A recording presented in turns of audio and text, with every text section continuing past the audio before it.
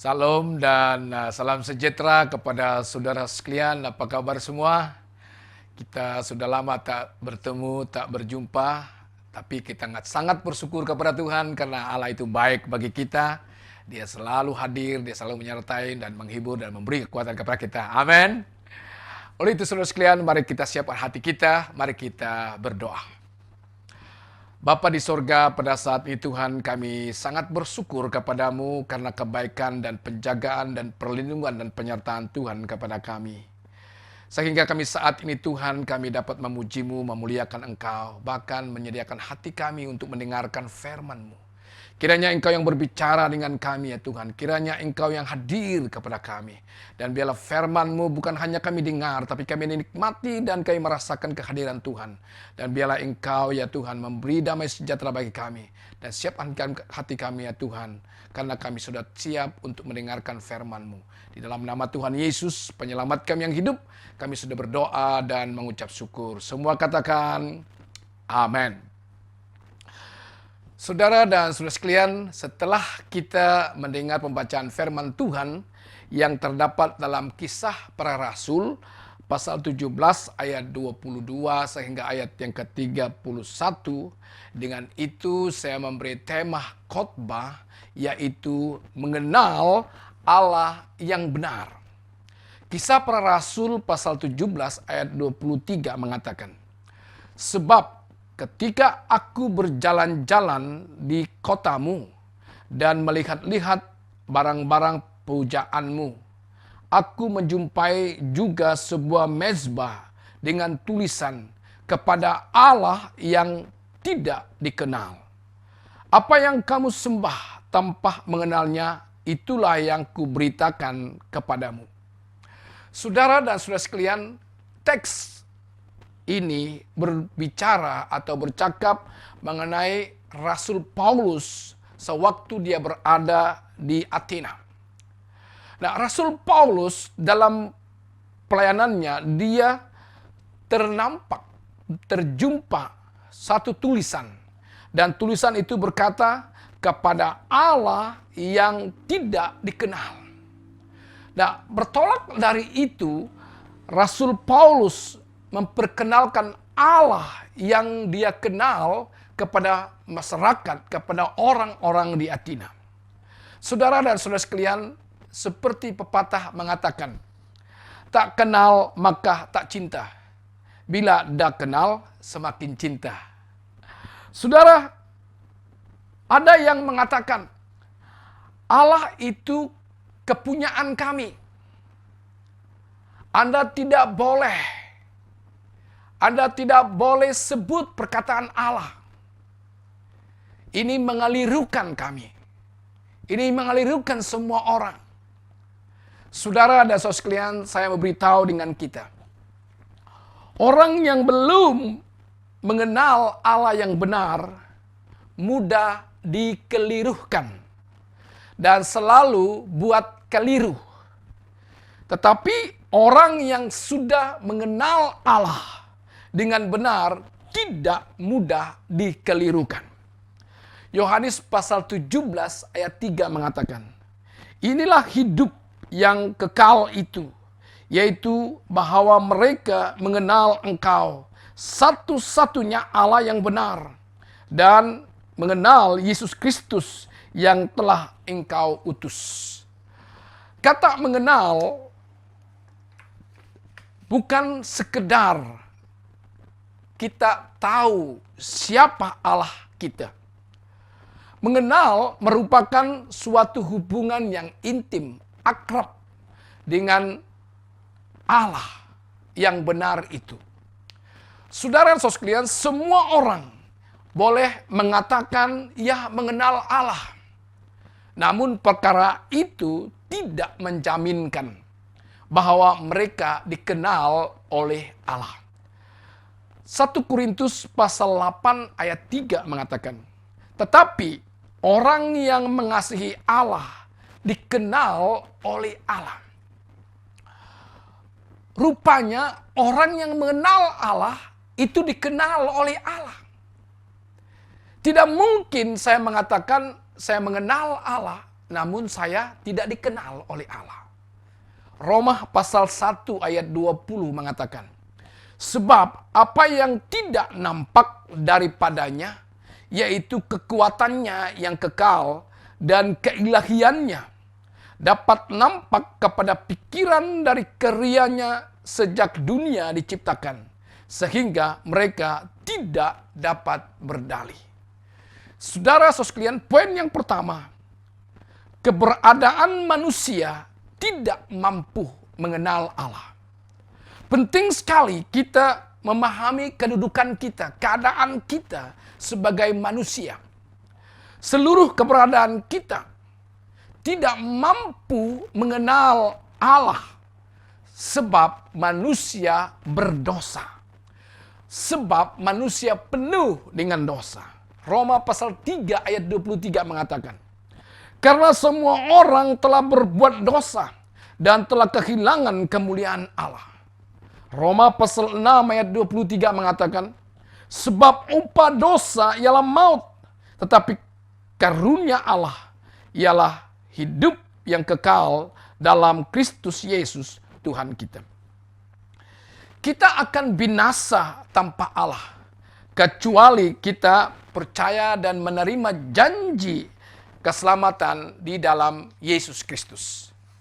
Saudara-saudara sekalian, untuk mengenal Allah, kita harus menerima Yesus dalam hidup kita. Kita harus mengakui Yesus sebagai Tuhan dan penyelamat dalam hidup kita. Yohanes pasal 1 ayat 12 mengatakan, tetapi semua orang yang menerimanya diberinya kuasa supaya menjadi anak-anak Allah, yaitu mereka yang percaya dalam namanya. Tidak ada yang lebih penting daripada memahami kebenaran ketika mengenal Allah.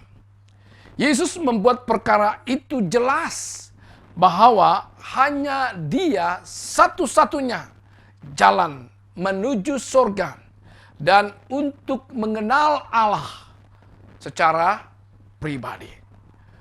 Tanpa Yesus, maka kita tidak dapat mengenal Allah. Adanya Yesus dalam hidup kita, maka kita akan mengenal Allah.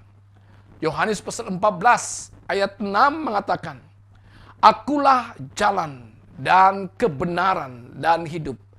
Tidak ada seorang pun yang datang kepada Bapa kalau tidak melalui aku. Hanya melalui Tuhan Yesus, maka kita akan mengenal Allah yang benar. Hanya melalui Tuhan Yesus, maka kita akan mempunyai hubungan yang baik dengan Allah. Poin yang kedua, saudara dan saudara sekalian. Manusia mengenal Allah melalui ciptaannya. Matius pasal 22 ayat 37.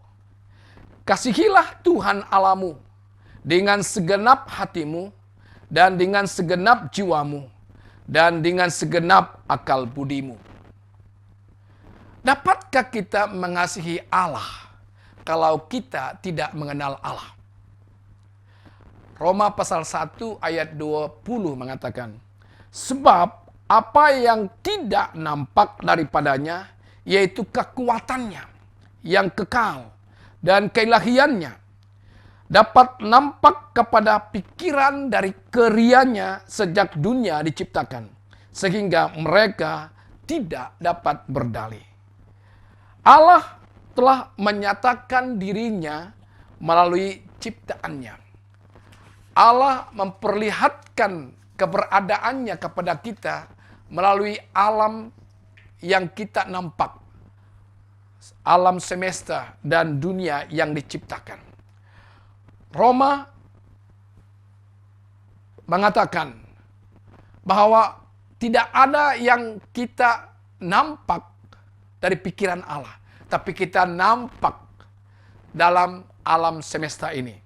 Mazmur 19 ayat 2 mengatakan, langit menceritakan kemuliaan Allah, dan cakrawala pun memberitakan pekerjaan tangannya. Saudara dan saudara sekalian, Allah memperkenalkan dan menyatakan dirinya melalui penyataan ciptaannya secara umum. Tujuannya ialah supaya manusia dapat mengenal Allah, bahwa Dia ada, Dia hidup, Dia kekal, dan segala sesuatu yang hidup, segala sesuatu yang kelihatan dan tidak kelihatan bersumber dari Allah itu sendiri. Poin yang ketiga, saudara, yaitu mengenal Allah melalui firman-Nya. Sepanjang sejarah manusia, Allah menyatakan dirinya kepada manusia melalui firman-Nya atau sabdanya. Puncak penyataan Allah melalui firman-Nya atau sabdanya, yaitu Allah sendiri berinkarnasi menjadi manusia. Yohanes pasal 1 ayat 1 mengatakan, pada mulanya adalah firman. Firman itu bersama-sama dengan Allah, dan firman itu adalah Allah. Yohanes pasal 1 ayat 14 mengatakan, firman itu telah menjadi manusia dan diam di antara kita, dan kita telah melihat kemuliaannya, yaitu kemuliaan yang diberikan kepadanya sebagai anak tunggal Bapa, penuh kasih dan kebenaran. Saudara-saudara sekalian, hanya melalui firman-Nya ini kita dapat mengenal dengan benar. Kita dapat mengenal Allah dengan benar. Hanya melalui Yesus, hanya melalui Tuhan Yesus, kita mengenal Allah yang benar dengan baik.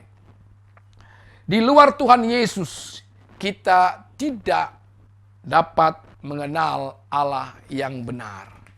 Saudara dan saudara sekalian, firman Tuhan mengatakan dalam Keluaran pasal 3 ayat 15 mengatakan, beginilah kau katakan kepada orang Israel, Tuhan Allah nenek moyangmu, Allah Abraham, Allah Ishak, dan Allah Yakub telah mengutus aku kepadamu. Itulah namaku untuk selama-lamanya, dan itulah sebutanku turun-temurun. Kadang-kadang Allah memperkenalkan dirinya dengan sebutan-sebutan tertentu. Allah memperkenalkan dirinya dengan gelaran-gelaran yang tertentu. Allah menyebut dirinya sebagai Allah nenek moyang bangsa Israel, Allah Abraham, Allah Ishak, dan Allah Yakub, dan Allah kita. Amin. Sungguh pun Allah menyebut dirinya dengan banyak galaran. Perkara tersebut tidak membingungkan dan tidak mengelirukan umatnya yang mengenalnya, atau umatnya yang mengenal Allah itu sendiri. Tidak membingungkan karena dia mengenal Allah yang benar. Oleh itu saudara dan sekalian, janganlah kita mudah dikelirukan. Janganlah kita mudah disesatkan. Janganlah kita mudah dipengaruhi. 2 Petrus pasal 1 ayat 2 mengatakan, kasih karunia dan damai sejahtera melimpahi kamu oleh pengenalan akan Allah dan akan Yesus Tuhan kita. Mari kita berdoa. Terima kasih Tuhan atas firman-Mu. Sungguh indah, sungguh luar biasa. Karena Engkau adalah satu-satunya Allah yang kami kenal melalui anak-Mu Yesus Kristus, penyelamat kami.